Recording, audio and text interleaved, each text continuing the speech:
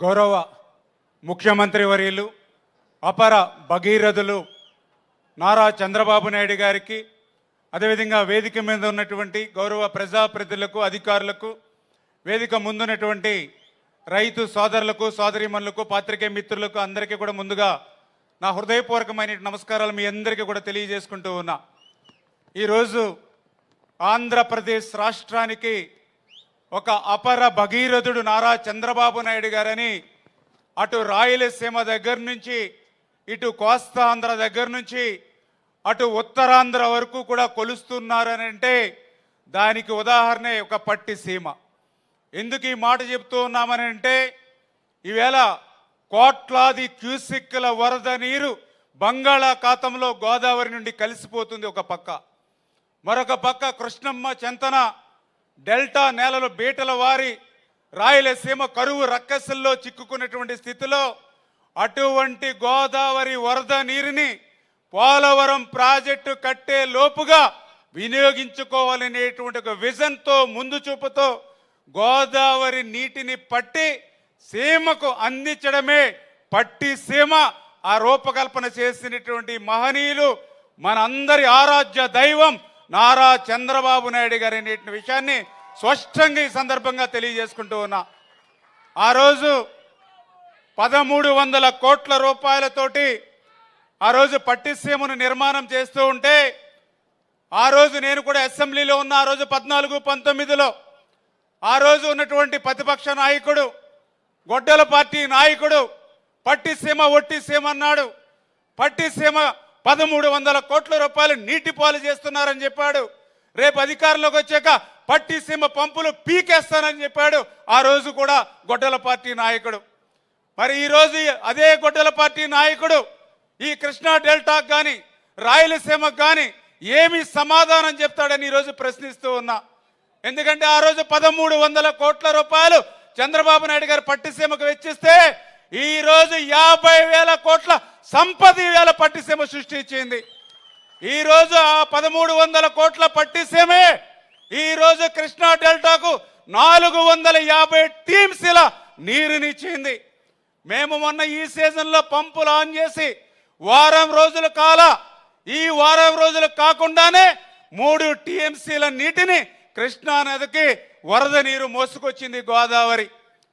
ఈవేళ మీరు చూస్తూ ఉన్నారు, ఏదైతే ఇక కృష్ణా నదికి ఎగువన ఒక ఆల్మెట్టి, నారాయణపూర్, అదేవిధంగా మరి శ్రీశైలం, నాగార్జున సాగర్, జోరాల ఎగువనున్నటువంటి ఏ ప్రాజెక్టు కూడా ఈ రోజుకి నిండనటువంటి పరిస్థితి. ఏ ప్రాజెక్టు నుంచి కూడా ఒక చుక్క నీరు కిందకి రానటువంటి పరిస్థితి. ఇటువంటి స్థితిలో కృష్ణా నదికి నీరు వచ్చింది అని అంటే అది చంద్రబాబు నాయుడు గారు ముందు చూపుతో ఆ రోజు పట్టిసీమ గోదావరి నుంచి కృష్ణాకు అనుసంధానం చేసినటువంటి ఆయన ముందు చూపు అనే విషయాన్ని సందర్భంగా తెలియజేసుకుంటూ ఉన్నా. ఎందుకు ఈ మాట చెప్తూ ఉన్నామనంటే, ఆ యొక్క గొడ్డల పార్టీ అంటే రాక్షస మనస్తత్వం. పూర్వం కూడా పురాణాల్లో మనం చదివేవాళ్ళం. ఆ రోజు లోక కళ్యాణం కోసం ఋషులు యజ్ఞాలు చేస్తూ ఉంటే రాక్షసులు మాంసం ముద్దలు వేసేవారు యజ్ఞాల్లో, యజ్ఞఫలం సిద్ధించకూడదని. అదేవిధంగా ఈవేళ ఆర్నిసలు చంద్రబాబు నాయుడు గారి రాష్ట్ర అభివృద్ధి కోసం పనిచేస్తూ ఉంటే ఈ యొక్క గొడ్డల పార్టీ రాక్షస మనస్తత్వంతో ఎక్కడికక్కడ అడ్డంకులు, అవరోధాలు సృష్టిస్తున్నటువంటి పరిస్థితిని కూడా మనందరం కూడా గమనించాలి.